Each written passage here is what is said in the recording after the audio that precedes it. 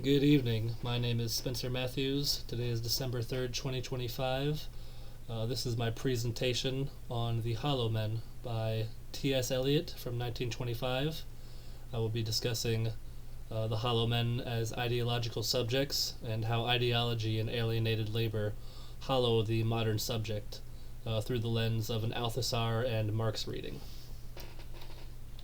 Some context for this piece. T.S. Eliot's The Hollow Men from 1925 is a product of the disillusionment of the post-World War I era, during which people were experiencing the disintegration of spirituality and society.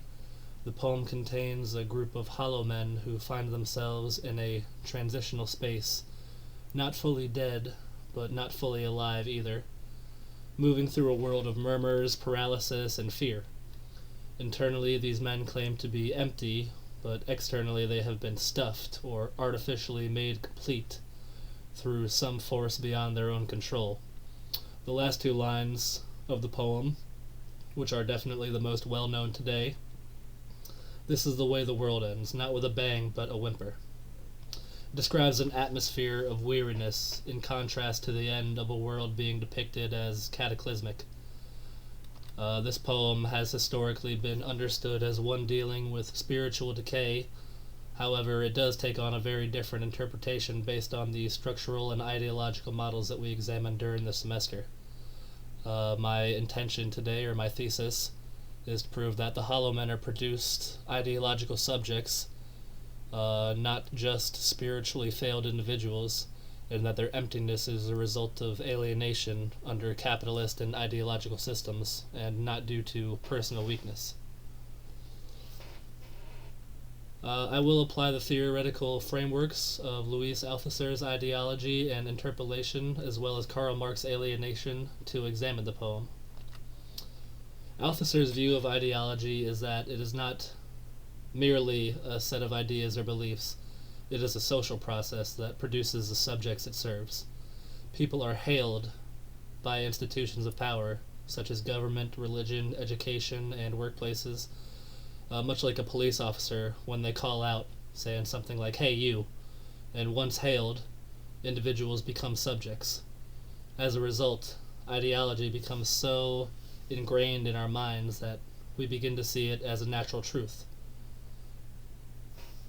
Marx's concept of alienation adds to Althusser's understanding. Under capitalism, people are alienated from the goods they create, the work itself, their fellow humans, and their own sense of self. Thus, individuals become nothing more than replaceable tools. And when these two frameworks are used in conjunction with one another, The Hollow Men becomes a poem that illustrates people who have been drained of all substance by systems of power. The hollowness of the hollow men is not due to their own individual failure, but it is due to structural processes that define and restrict their identities and potential for self-determination. I would like to do some close reading of the lines that I found significant. The first quote I would like to go over is the first line of the poem: "We are hollow men, we are stuffed men." And this line captures the contradictions at the center of the poem. The hollow men are hollow because the real essence of their identity has been removed. However, they are stuffed with something artificial. From an Althusserian perspective, the stuffing is representative of the ideology, the fears, the values, and the beliefs instilled in individuals to make them capable of functioning, acting as subjects. Additionally, Marx would say that hollow men represent alienated workers, devoid of creative energy, but instead filled with the drudgery of working tasks. In addition, the later passage in the poem states, "Shape without form, shade without color, paralyzed force, gesture without motion." The hollow men are depicted as caught in a rite of pseudo-action. They go through motions but are unable to produce meaningful change. This is exactly how ideology functions. It gives individuals rituals that simulate the ability to act while actually inhibiting the ability to act. Additionally, the line, "Eyes I dare not meet in dreams," indicates an internalized fear of confrontation, either with others, judgments, or their own self-consciousness.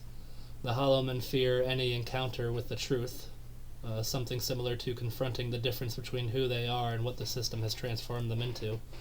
And this to me is indicative of Marx's concept of false consciousness. People know something is wrong, but either will not or cannot challenge it. One of the most illustrative lines of this poem is, "Between the idea and the reality falls the shadow." The shadow is representative of all that keeps the hollow men from converting thought into action.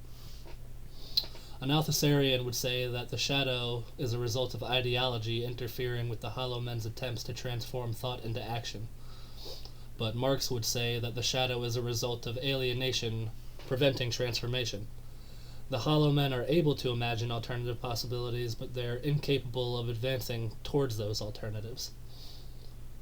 Lastly, the ending of the poem, and again the most famous line from this poem, "Not with a bang, but a whimper," illustrates a world not brought down by revolution or calamity, but by fatigue and passivity, when individuals no longer resist, but rather fade into silence. The system has succeeded. For both Althusser and Marx, the hollow men represents a haunting portrayal of people who have been molded, drained, and rendered neutralized by systems they no longer even recognize as systems.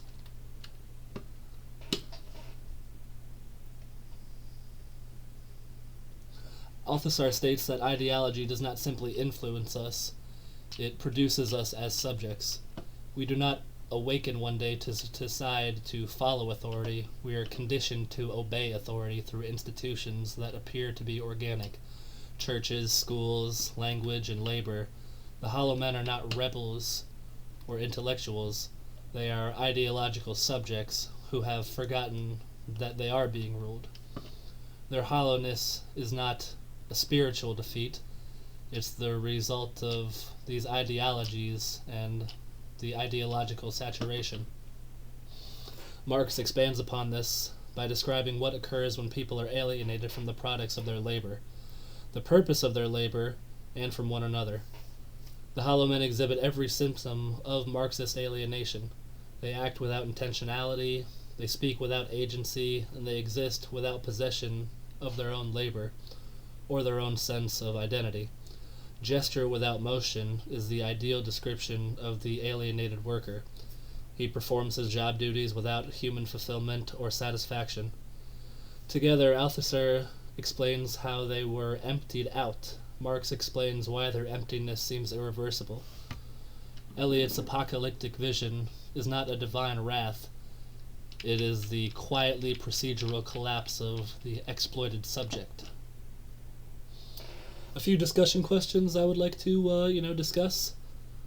The main one being, if the hollow men are ideological subjects instead of spiritually defeated individuals, is their paralysis a personal failing or is it a structural condition?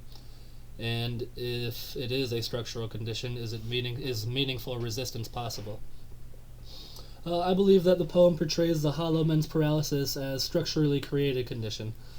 The hollow men exist within a system that drains them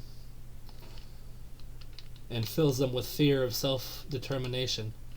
Their inability to act is not a defect of their character, it's the operation of ideology as designed. Although the possibility of resistance is ambiguous, I believe the poem implies that waking up to the realization of this structural condition may be possible, although it would be very difficult.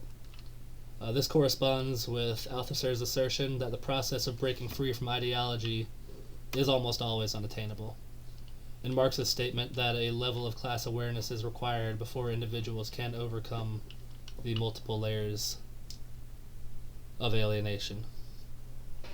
Is resistance even possible inside ideology? Maybe not back when these texts were written. I feel like a long, long time ago, ideology had more power than it does now, these institutions, ideological institutions of government, churches, and school had a lot more influence and power than they do now. They do tend to still have a lot of power, but there's a lot more people questioning them. So I do believe people are beginning to resist ideology, but at the same time, I don't believe that we realize the extent of the influence of all the ideologies that affect our lives. If you're resisting one, you may be being influenced by another. Are the Hollow Men doomed to reproduction? That really depends on the individual. Some people are very committed to these ideologies. Many people are very religious and very committed to their religion, while many people are very committed to the government. But conversely, there are people who despise each of these institutions and blame it for a lot of the conflict that is going on, to where you see what is considered anti-intellectualism. Even our own ideological institution, school, we're all students at Old Dominion. That could be seen as an ideology. Academia is certainly an ideology, and you see a resistance to that in anti-intellectualism. So, just because we resist one ideology doesn't necessarily mean we resist them all. The breadth of all these ideologies has really yet to be fully discovered, and we may not be doomed to reproduction, but everybody has their ideology that they choose to follow, and everybody has their ideology that they choose to resist. That has been my presentation on The Hollow Men by T.S. Eliot from 1925. If you have any questions, please feel free to reach out via email or any other way. Again, I'm Spencer Matthews, and that has been my presentation. Thank you.